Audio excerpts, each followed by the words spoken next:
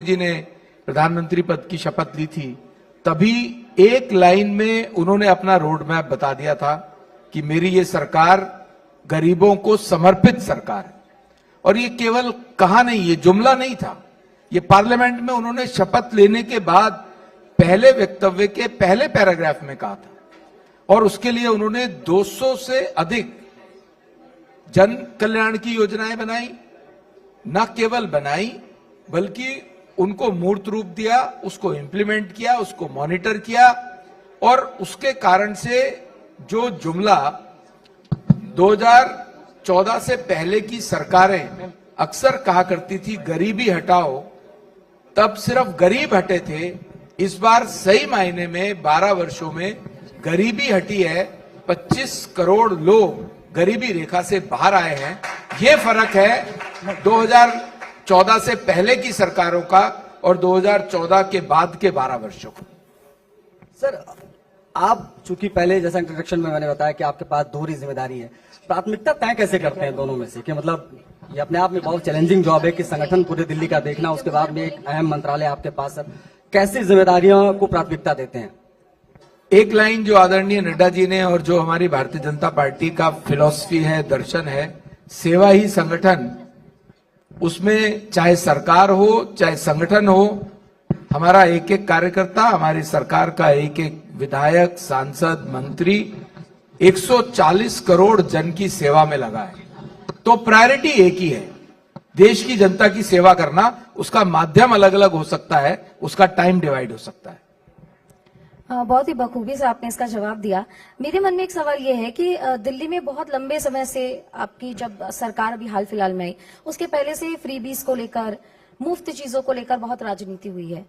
तो अब क्या दिल्ली की जनता ये माने बीजेपी की सरकार आने के बाद ये परिवर्तन होगा कि अब दिल्ली मुफ्त नहीं बल्कि मुक्त होगी मुफ्त वाली चीजों से और विकास से युक्त होने वाली है? ये 1.25 साल में रेखा जी की सरकार ने करके दिखाया है। कैसे करके दिखाया है, मैं आपको एक उदाहरण देता हूं। मैं 2024 में सांसद और मंत्री बना, दिल्ली में केजरीवाल साहब की सरकार थी। एक CRIF फंड होता है मॉर्थ का, हमारे रोड ट्रांसपोर्ट मंत्रालय का, जो राज्य की जनता का सेस का पैसा होता है, जो एकमुलेट होकर के हम राज्य सरकार को देते हैं उनकी इंटरनल रोड्स को बनाने के लिए। केजरीवाल साहब को लगातार बात करने के बाद, स्वयं नितिन गडकरी जी ने फोन करने के बाद, उन्होंने दिल्ली की उन रोड्स का रोड मैप नहीं दिया। लगभग 1000 करोड़ रुपया दिल्ली की जनता के विकास के लिए केंद्र की सरकार, हमारा रोड ट्रांसपोर्ट मंत्रालय दिल्ली की सरकार को देना चाहता था, उन्होंने नहीं दिया। उन्होंने उसके प्रोजेक्ट्स नहीं दिए।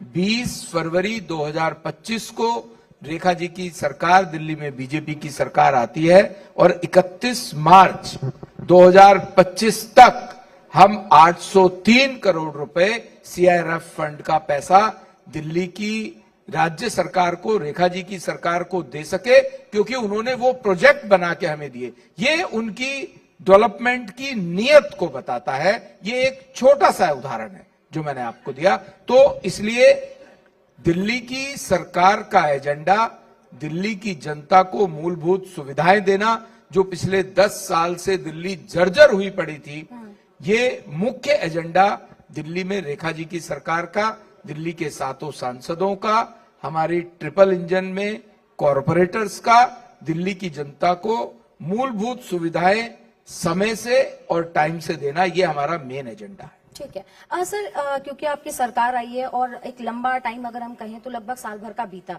इस बीच में दिल्ली की जनता क्या एक्सपेक्ट करे कि बीजेपी की सरकार आने के बाद कब उनको ये फील होगा कि अब एक्चुअल में परिवर्तन हो रहा है? क्योंकि आप सड़क परिवहन राज्य मंत्री भी हैं, तो ऐसे में कई ऐसी सड़कें हैं जहां पर अभी भी ट्रैफिक जाम है, चीजें अभी भी दुरुस्त नहीं है। उसको आप कैसे जो है ठीक करेंगे और दिल्ली की जनता को अब एक बात पे भरोसा होगा कि अब इतना समय लगेगा लेकिन परिवर्तन जो है हमें दिखेगा? मैं आपके माध्यम से दिल्ली की जनता को दिल्ली के 4 मेजर रोड इंफ्रास्ट्रक्चर प्रोजेक्ट्स पे ले जाना चाहता हूं। इंदिरा गांधी इंटरनेशनल के पास द्वारका एक्सप्रेसवे बन के तैयार है, दिल्ली की जनता को मिला है केंद्र सरकार के द्वारा।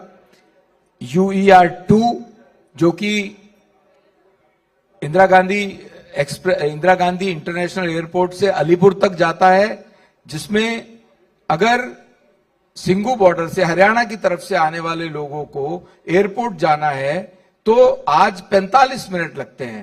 पहले जब UER-2 नहीं था तो उन्हें मुकरबा चौक, पीरागढ़ी, रोहिणी होते हुए, धौला कुआं होते हुए 2-2.25 घंटे में आना पड़ता था। आज वो केवल 40 मिनट में आ पाते हैं। अभी दिल्ली देहरादून एक्सप्रेसवे बनके तैयार हुआ है, उसमें दिल्ली से देहरादून जाने में केवल 2.25 घंटे, 2.5 घंटे का समय लगता है। पहले 4-4.5 घंटे लगा करते थे। दिल्ली मेरठ एक्सप्रेसवे, निजामुद्दीन से मेरठ पहुंचने में 45 मिनट, 1 घंटे का समय अब लगता है। पहले 2, 2.5, 3 घंटे लगते थे। इवन मैं दिल्ली की ही बात करूं तो सराय काले खां से गाजीपुर का जो चौराहा, दिल्ली का जो एंट्री है, आज 10 मिनट लगते हैं, 45 मिनट का समय लगा करता था। इसके अलावा रेखा जी की सरकार आने के बाद एक बड़ा बदल आया। रेखा जी की सरकार और हमारी मोदी जी की सरकार, हम लोग एक पेज पे काम कर रहे हैं। उसका फायदा ये हुआ है कि दिल्ली के अंदर 40,000 करोड़ के प्रोजेक्ट्स को हमने गो थ्रू किया है और वो दिल्ली के डीकंजेशन बड़े प्लान का हिस्सा बने हैं। जिसका एक उदाहरण अभी देता हूं। अभी 4 दिन पहले मोदी जी की कैबिनेट ने एक टनल जो कि शिव मूर्ति से नेल्सन मंडेला मार्ग तक बनेगी, 8.1 किलोमीटर की, 7,000 करोड़ की लागत से अगले 3-3.5 साल में, 4 साल में हम जो गुड़गांव से आने वाला ट्रैफिक वहां पर जाम होता है शिव मूर्ति पर, द्वारका एक्सप्रेसवे की लैंडिंग पर, वो खत्म करेंगे। और वो टनल जब बन के तैयार होती है तो उस टनल से आगे INA से इंदिरा गांधी इंटरनेशनल एयरपोर्ट तक और बाद में वो गुड़गांव फरीदाबाद होते हुए एक एलिवेटेड हाईवे 5,000 करोड़ का, एलिवेटेड रोड 5,000 करोड़ का पास किया है।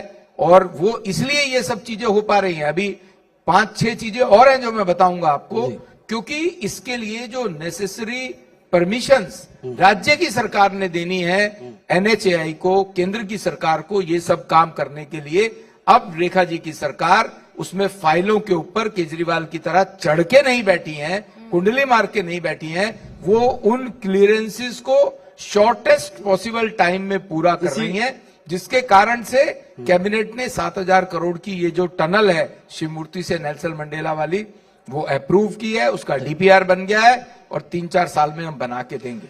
इसी को सर शायद डबल इंजन का फायदा आप गिनाते हैं, और डबल इंजन का फायदा आप तो मिलना चाहिए, हमको दिखना भी चाहिए, क्योंकि आपने कहा भाई ये फायदा दिल्ली की जनता को मिलने वाला है। एग्जैक्टली। और हर तरफ लगभग आपके हर स्टेट में आपकी सरकार है। आपने दिल्ली देहरादून एक्सप्रेसवे की बात की, अभी मैं उधर से होके आया हूँ। जब आप ये खबरें देखते हैं सर कि दिल्ली देहरादून एक्सप्रेसवे हो या गंगा एक्सप्रेसवे हो, उसमें रोड धंस गई पहली बारिश में, इस प्रकार के सोशल मीडिया पर तमाम चीजें डाली जाती हैं, उस पर क्या आपका टेक रहेगा सर? एक चीज। और दूसरी चीज ये सर कि इसी में एक सवाल और समाहित कर देता हूं।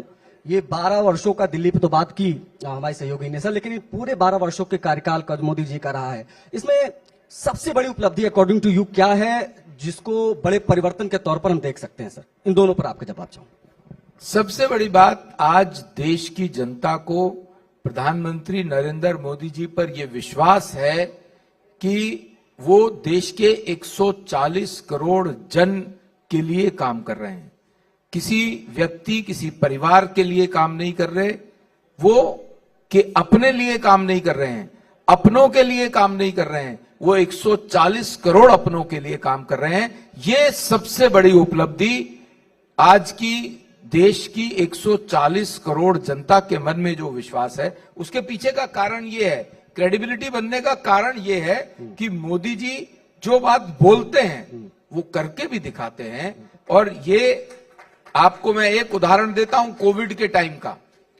कोविड के समय में पूरा विश्व थर-थर कांप रहा था और हमारे देश में भी वैक्सीन नहीं थी, पर प्रधानमंत्री जी ने यह निश्चय किया, देश के सब साइंटिस्ट, बड़ी कंपनीज, प्राइवेट प्लेयर्स, पूरा सरकार इस बात पे लगी मोदी जी के आदेश पर कि हमें देश में अपनी वैक्सीन बनानी है।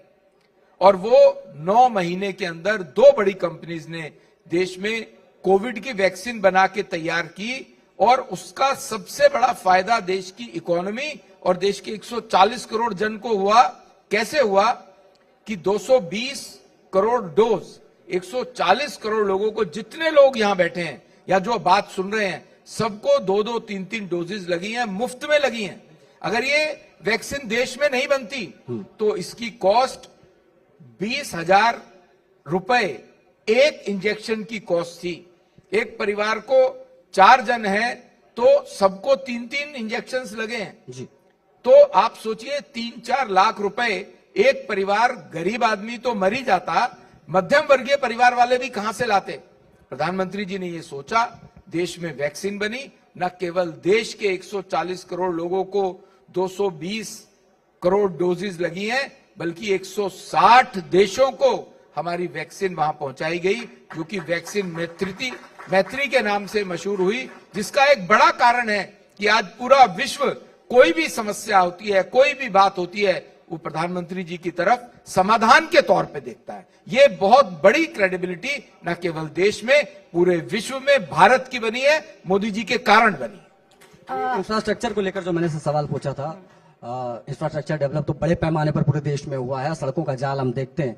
आलोचकों को क्या कहेंगे जो दिन भर वीडियोस बना के ये तमाम आलोचना करते रहते हैं कि भाई फलानी सड़क बनी और पहली बारिश में जो है ये दब गई और तमाम चीजें, उनको अगर आप कुछ कहना चाहें, क्योंकि आपके मंत्रालय से संबंधित सवाल है सर। आज एआई की मेहरबानी है, जो नहीं होता वो भी दिखाई देता है।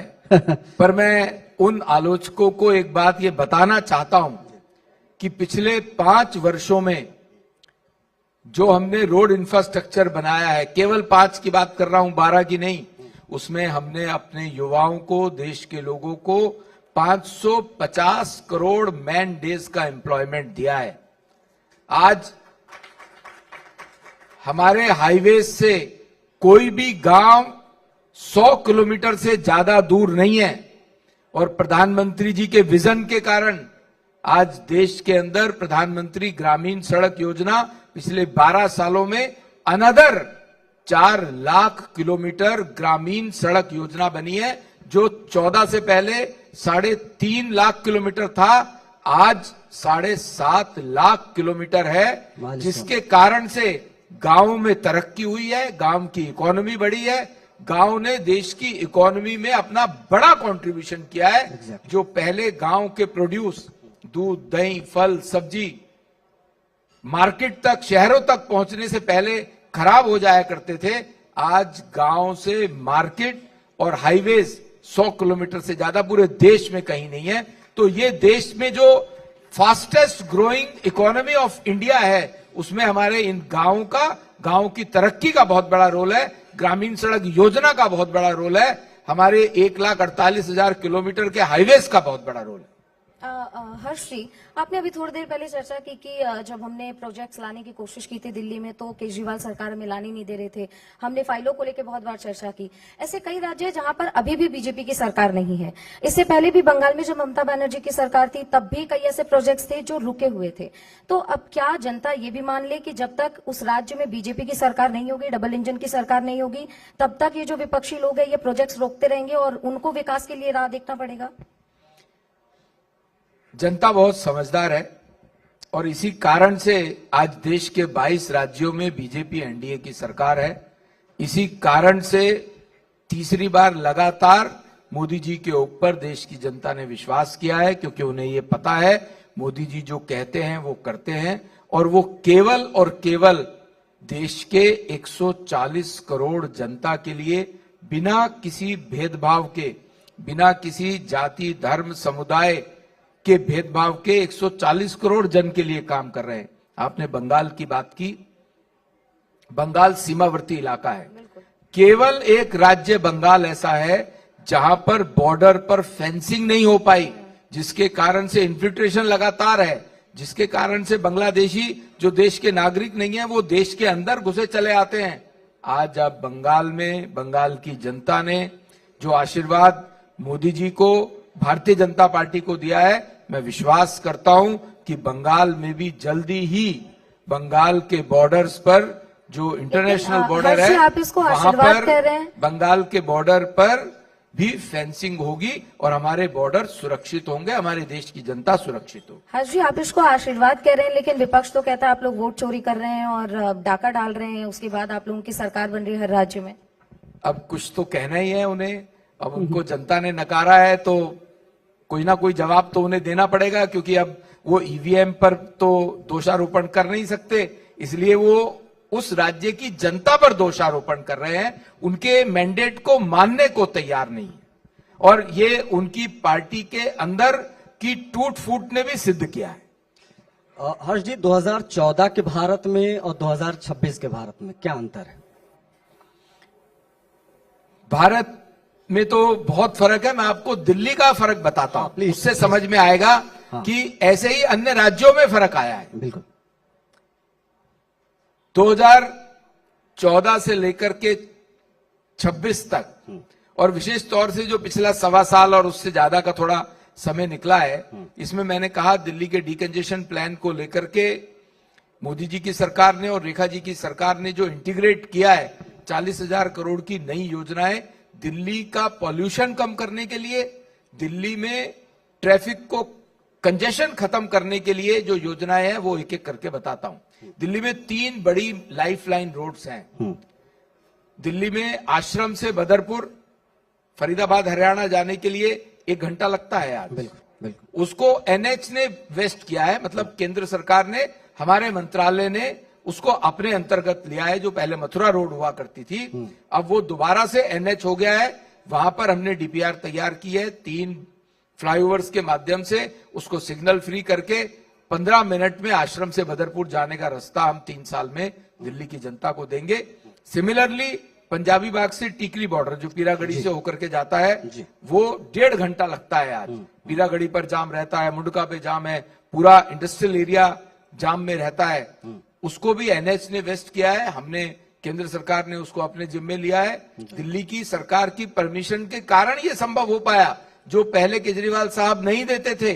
अब वहां भी एक 8 किलोमीटर का एलिवेटेड रोड बना के और सिग्नल फ्री करके 20-25 मिनट में पंजाबी बाग से टीकरी बॉर्डर का रास्ता साफ कर रहे हैं। सिमिलरली महरौली गुड़गांवा, आप देखते हैं कि गुड़गांवा में आवागमन दिल्ली से गुड़गांवा, गुड़गांवा से दिल्ली, हमारे यंगस्टर्स अपना काम करने, नौकरी करने, अपना व्यवसाय करने जाते हैं। तो महरौली गुड़गांवा रोड पे भी जो कंजेशन है उसको फ्लाईओवर्स और सिग्नल फ्री करने के माध्यम से हम जो 1 घंटा अब लगता है 15-20 मिनट में उस रास्ते को पार करेंगे। ये 3 बड़े प्रोजेक्ट्स मैंने आपको बताए। बड़ी उपलब्धि है सर, अगर ये हो गया तो। रेखा जी की हो गया नहीं, इसकी डीपीआर शुरू हो गई, इसका प्रोजेक्ट हमने प्रारंभ कर दी।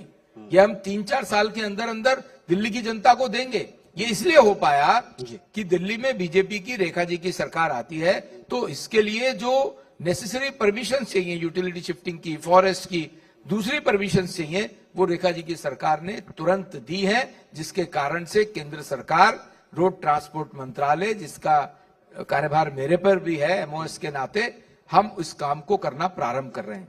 एक बहुत बड़ा जाम कालंदी कुंज वाले चौराहे पर लगता है, 6 राहें हैं, वहां मेट्रो भी आती है, सविता विहार से भी आते हैं, मदनपुर खादर भी है, नोएडा भी है, मयूर विहार भी आता है। उसको भी हम, जैसे एम्स का चौराहा सिग्नल फ्री किया है, सिमिलर तर्ज पर हम 650 करोड़ के माध्यम से उस पर भी एनएचएआई, मतलब हमारा मंत्रालय रोड ट्रांसपोर्ट, उसको सिग्नल फ्री करने जा रहा है, जाम मुक्त करने जा रहा है। ये अपने आप में बड़ी चीज है सर। ये आपने कालिंदी कुंज की बात की, क्योंकि मुंबई एक्सप्रेस वे भी अपन उधर से ही पकड़ते हैं। लेकिन एक मुंबई एक्सप्रेस वे से मुझे ध्यान में आया, काम इतने हैं कि ज्यादा काम है तो कई बार विस्मृत भी हो जाते हैं। दिल्ली से मुंबई एक्सप्रेस वे आज हम 33-34 घंटे में पहुंचते हैं, पुराने जयपुर वाले रास्ते से जाते हैं तो। वो अब जो दिल्ली मुंबई एक्सप्रेस वे जो दिल्ली से कोटा तक बन के तैयार हो गया है, जयपुर जाना हो तो 3.5 घंटे में आज हम पहुंचते हैं दिल्ली मुंबई एक्सप्रेस वे से। जब ये 1 लाख करोड़ से बनने के बाद दिल्ली मुंबई एक्सप्रेस वे तैयार हो जाएगा, हम दिल्ली से मुंबई 12 घंटे में पहुंचेंगे। और इसकी एक बड़ी उपलब्धि, जो मयूर विहार, जहां डीएनडी फ्लाईओवर जहां हम समाप्त करते हैं, वहां से एक दिल्ली मुंबई एक्सप्रेस वे को टच करने के लिए आवश्यकता है, हमने उसको बना दिया है। वो कुछ ही समय में दिल्ली की जनता के लिए शुरू होगा और वहां से दिल्ली मुंबई एक्सप्रेसवे वहां से भी शुरू होगा। वहां से सीधा सोना जाने के लिए फरीदाबाद होते हुए 40-45 मिनट में सोना, और सोना से दिल्ली मुंबई एक्सप्रेसवे प्रारंभ हो रहा है। सिमिलरली जो हमारा एक बड़ा माइलस्टोन प्रोजेक्ट है जो कि पंजाब में रुका है, केजरीवाल की सरकार के कारण रुका है। अमृतसर कटरा दिल्ली एक्सप्रेसवे हमारा हरियाणा में बनके तैयार है, जम्मू कश्मीर में बनके तैयार है, पर पंजाब के अंदर उनकी नेसेसरी परमिशंस के कारण वो परमिशन में डिले करते हैं, देते नहीं है और बहुत सी समस्याएं पैदा करते हैं। वो वहां रुका है और जब वो बनके तैयार होगा अगले 1-1.5 साल में, केजरीवाल की सरकार तब तक चली जाएगी तो हम 6 महीने में ही बना के तैयार करके देंगे। तो दिल्ली से कटरा हम 7 घंटे में दिल्ली वालों को कटरा तक माता वैष्णो देवी के दर्शन करवाएंगे। इसको कॉन्फिडेंस माने आपका कि ओवर कॉन्फिडेंस माने? आओ नहीं, ये दिल्ली, ये देश की जनता की आवाज है। ये देश की जनता की आवाज है। देश की जनता ने बेईमानों को, भ्रष्टाचारियों को, निकम्मों को उस राज्य की सरकार के नाते निकाल के बाहर किया है। दिल्ली में से बाहर किया, वेस्ट बंगाल से बाहर किया है, असम में फिर हम तीसरी बार आए। एक मैं तो पर्सनली आपको एक धन्यवाद देना चाहूंगा सर, क्योंकि मैं उत्तर प्रदेश से आता हूं, मेरा जिला सिद्धार्थनगर है। एक हाईवे पे भूमि अधिग्रहण वगैरह शुरू हो गया शामली से गोरखपुर, और ये इसकी बड़ी प्रशंसा हमारी तरफ हो रही है कि इसकी बहुत आवश्यकता थी, क्योंकि उस लाइन में ना सर तमाम पिछड़े जिले जहां तक कोई बीच नहीं का मतलब दिल्ली से गोरखपुर। एग्जैक्टली दिल्ली से शामली जाना है तो आपके पास हमने दिल्ली देहरादून एक्सप्रेसवे दे दिया है आपको। तो ये अपने आप में बड़ी उपलब्धि है, इसके लिए विशेष आभार और सर। आशीष, आपने एक चीज और नोटिस किया होगा, सर ने बात करते करते पंजाब का जिक्र भी कर दिया है, और बिल्कुल सर मतलब आप एकदम कंफर्म है कि आप पंजाब जीत रहे हैं। हम कॉन्फिडेंट है कि इस बार पंजाब में भी भारतीय जनता पार्टी की या एनडीए की सरकार बनेगी। सर एक चीज, क्योंकि मुझे लगता है यहाँ पे बहुत लोग हैं जो अपने डेली शेड्यूल में बहुत बिजी रहते हैं, आपके पास बहुत सारा काम है, मंत्रालय है आपके पास, आप प्रदेश अध्यक्ष भी हैं, आप सारे काम को मैनेज करते हुए खुद को फिट कैसे रखते हैं? मुझे लगता है कि यहाँ जो लोग बैठे हैं और जो दर्शक हमें सुन रहे हैं उनके लिए थोड़ा सा है ना काम आने वाला है ये। भगवान की कृपा है, उनसे जो एनर्जी मिलती है, अपने शीर्ष नेतृत्व को देख के जो एनर्जी मिलती है, तो 24 घंटे में से अगर हमें 24 घंटे भी काम करना होता है तो जो ड्राइविंग फोर्स है वो देश की जनता की सेवा है, जिसके कारण से कभी थकावट महसूस नहीं होती है। आर्टिकल 370, राम मंदिर, 3 तलाक, अगर हम वैचारिक चीजों की बात करें तो इस क्षेत्र में सबसे बड़ी उपलब्धि आपके हिसाब से क्या रही? मैं मानता हूं अखंड भारत का सपना 1951 में जब भारतीय जनसंघ का निर्माण डॉक्टर श्यामा प्रसाद मुखर्जी, पंडित दीनदयाल उपाध्याय ने किया, उस समय की जो संकल्प थे कि भारत अखंड होना चाहिए, जम्मू कश्मीर भारत का हिस्सा होना चाहिए, इसके लिए डॉक्टर श्यामा प्रसाद मुखर्जी ने, जिनकी 125वीं जयंती पूरा देश मना रहा है, उन्होंने अपना बड़ा शहादत, देश एक अखंड हो, जम्मू कश्मीर भारत का पार्ट हो, जम्मू में अलग विधान, अलग निशान, अलग प्रधान नहीं होगा, इसके लिए जो दिया, उस सपने को, उस संकल्प को जो सबसे बड़ी श्रद्धांजलि अगर किसी ने दी तो वो देश के प्रधानमंत्री नरेंद्र मोदी जी ने और गृह मंत्री जी की कूटनीति ने, जब 5 अगस्त 2019 को 370 का एब्रोगेशन और 35A का जो एब्रोगेशन किया, जिसके कारण से जम्मू कश्मीर भारत में अभिन्न अंग बन सका, भारत में उनका विलय हो सका, और संसद का कानून अब जम्मू कश्मीर में एज इट इज लागू होता है। 5 अगस्त 2019 से पहले वो जम्मू कश्मीर की विधानसभा से पास कराना पड़ता था, और जम्मू कश्मीर की जो बेटियां जो नॉन कश्मीरी से शादी कर लेती थी, उनको 5 अगस्त 2019 से पहले अपने पिता की प्रॉपर्टी से बेदखल होना पड़ता था। इस काम को, इस बुराई को भी खत्म किया है। जम्मू कश्मीर में अनुसूचित जाति वर्ग के लिए, हमारे अनुसूचित जाति वाल्मीकि जाटा भाइयों बहनों के लिए कोई रिजर्वेशन नहीं था। 5 अगस्त के बाद जो देश का संविधान है, सही मायने में देश का सही संविधान 5 अगस्त 2019 के बाद जम्मू कश्मीर में भी लागू हुआ, इसलिए जम्मू कश्मीर आज भारत में ठीक से विलय हो पाया है। और सर तमाम बातें हैं, उपलब्धियां तो बहुत है मोदी सरकार की 12 वर्षों की, और हम देखते हैं धरातल पर बड़ी चीजें हम धरातल पर देखते हैं, बट महंगाई और बेरोजगारी के विषय पर हमेशा सरकार की आलोचना होती है और उसको विपक्ष बड़े पैमाने पर भुनाने की, इनकैश कराने की कोशिश भी करता है। उस विषय पर क्या कहेंगे सर? विपक्ष को अपना समय भूल जाता है।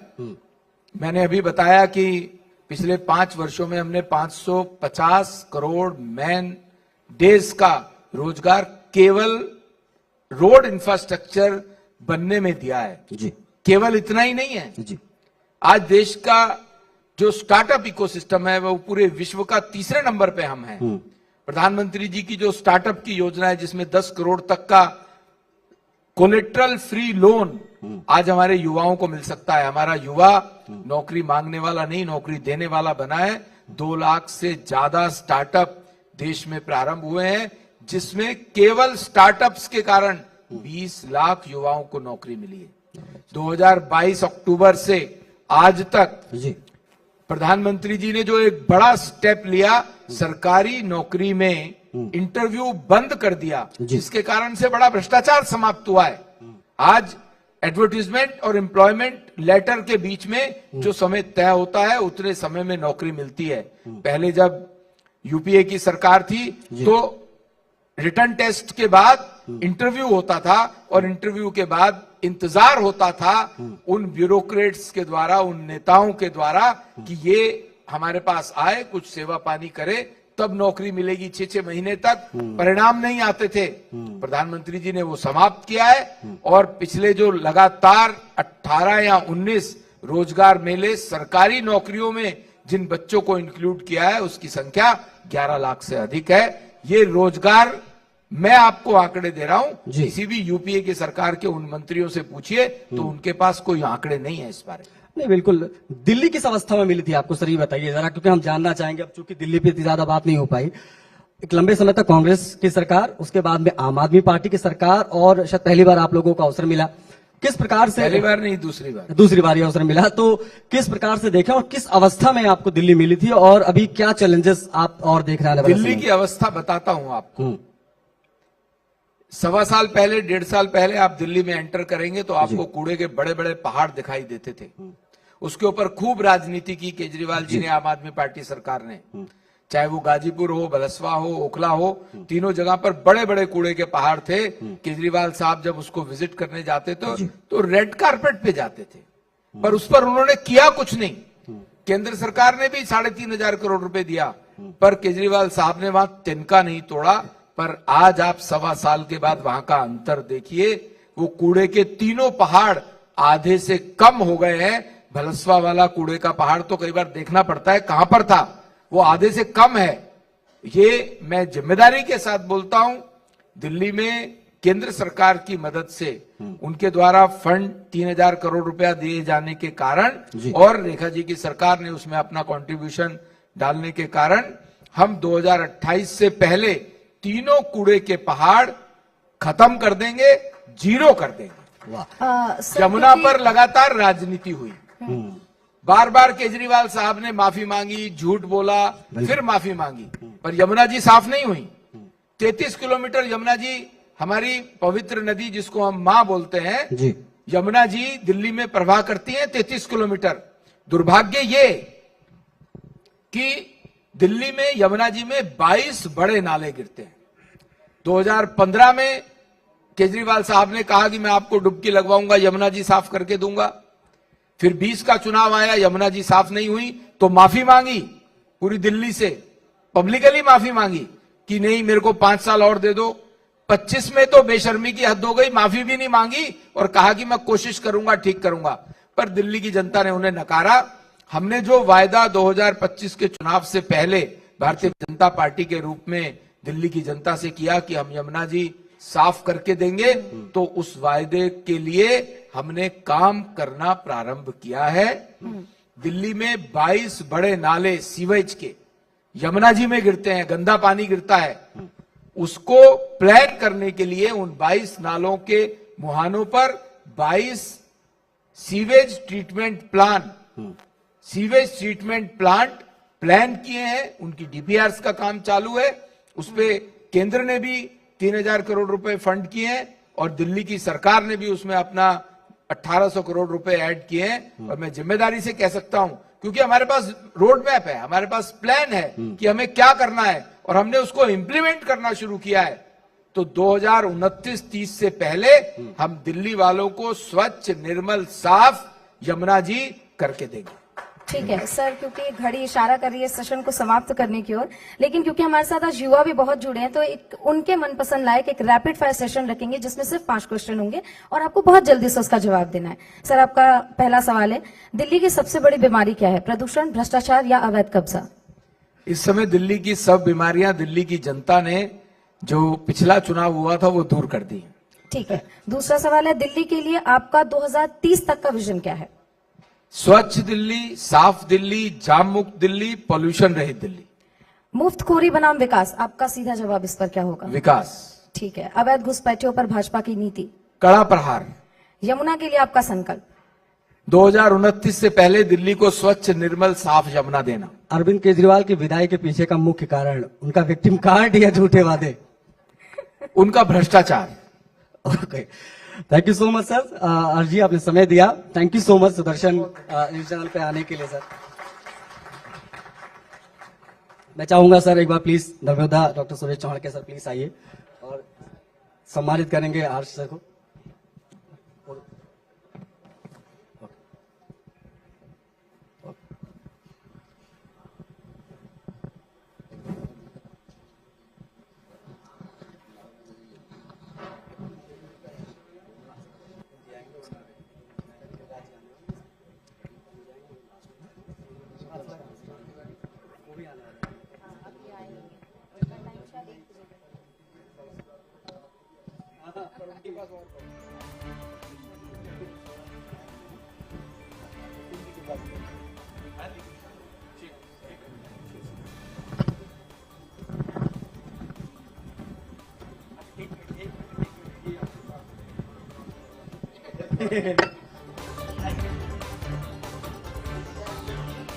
आप लोग एक बार जोरदार ताली बजा दीजिए हर्ष मल्होत्रा जी के लिए। उन्होंने बहुत ही प्रखरता के साथ अपनी बातों को रखा है और आज सर ट्रायल करेंगे सर।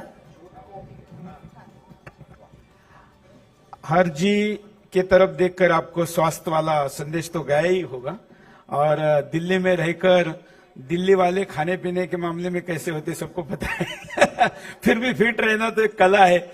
हमने हेल्थवादी एक प्रोडक्ट शुरू किया है, स्टार्टअप शुरू किया है। जैसे हम हिंदूवादी है, राष्ट्रवादी, वैसे हम हेल्थवादी भी है। तो उसमें घर घर जाकर जैसे एलोपैथी का टेस्ट होता है वैसे स्वास्थ्य सैनिक की घोषणा थोड़ी देर पहले आयुष मंत्री के माध्यम से हुई है। एक और प्रोडक्ट लाया है जो मैंने अपना 18 किलो वजन कम किया और डायबिटिक रिवर्स किया बिना एलोपैथिक दवाई। उसमें सबसे बड़ा रोल अगर किसी चीज का है अनुशासन के सिवा तो वो इस छोटे से वॉकिंग पैड का है। इसको हमने अभी हेल्थवादी के नाम से लॉन्च किया है और ये 1.5 फीट और 3.5 फीट इस लंबाई का है, केवल 20 किलो का है। और इसको स्टार्ट करने के बाद आप इसके ऊपर 1 के स्पीड से लेके 6 के स्पीड तक चल सकते हैं। क्योंकि इसमें आपको दौड़ना नहीं है इसलिए मैं देखिए आपके पास आपकी तरफ देखकर भी चल रहा हूं। क्योंकि एक बार आप सिंक्रोनाइज हो जाए 2-3 बार यूज करने के बाद तो आप फोन पर बात कर सकते हैं। आप मैं तो मीटिंग भी करता हूं क्योंकि मैंने घर में भी रखा है, नोएडा के ऑफिस में रखा है और इधर सरकारी घर में भी रखा है। जब भी खाना खाने के पहले मैं शुगर चेक करता हूं यहाँ तो मेरा सीजीएम सेंसर जितना दिखाता है तो उस हिसाब से 10 मिनट 15 मिनट चल लेता हूं और बिना दवाई मतलब टैबलेट लेने के बजाय इस पे चला जा सकता है। ये फॉर्मूला हमने लाया है और ये हेल्थवादी का फ्लैगशिप प्रोडक्ट रहेगा जो घर घर तक जाएगा। इसलिए इसको हमने केवल 14,990 रुपए में भी 5,000 रुपए के हेल्थवादी के वाउचर, 5,000 रुपए का डॉक्टर का कंसल्टेशन, अगले 3 महीने के लिए पूरे परिवार का, मतलब केवल 5,000 रुपए इसका इफेक्टिव प्राइस पड़ता है। ये आज आपके हाथों आप नहीं मैंने डेमो दिया, उद्घाटन आप करेंगे। नहीं एक मिनट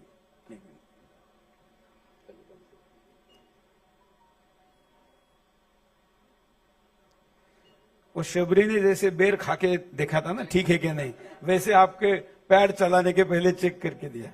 ये स्टार्ट वाला अब जब इस चालेगा तब आप पैर रखिए। हाँ आप रखिए। हाँ अब इसका थोड़ा स्पीड बढ़ाइए, पीछे मत जाइए। हाँ इसका एक मिनट, ये है ना, ये वाला आगे वाला, ये तो रुक गया। नहीं आगे प्लस एक बार उतरना पड़ेगा। आपका राजनीतिक वजन ज्यादा है, शरीर का कम है।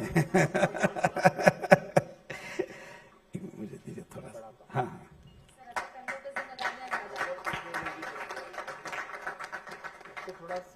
हाँ बस उसके बाद तो कोई प्रॉब्लम नहीं है। आप हाँ हाँ आप देखिए। अच्छा प्रोडक्ट है आपका, मैं भी मंगाता हूँ।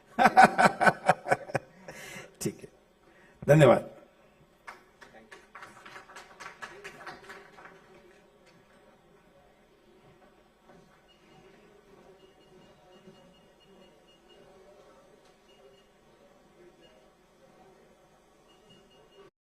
बेसिक शिक्षा को नए पंख देने वाला स्कूल चलो अभियान बना बच्चों के लिए वरदान। यशस्वी प्रधानमंत्री श्री नरेंद्र मोदी जी के दूरदर्शी विजन तथा माननीय मुख्यमंत्री योगी आदित्यनाथ जी के कुशल नेतृत्व में आधुनिक सुविधाओं ने स्कूलों का कायाकल्प करके हर बच्चे को निपुण बनाने का संकल्प लिया है। मिड डे मील से बचपन को पोषण मिल रहा है तथा समग्र शिक्षा अभियान से भविष्य रोशन हो रहा है।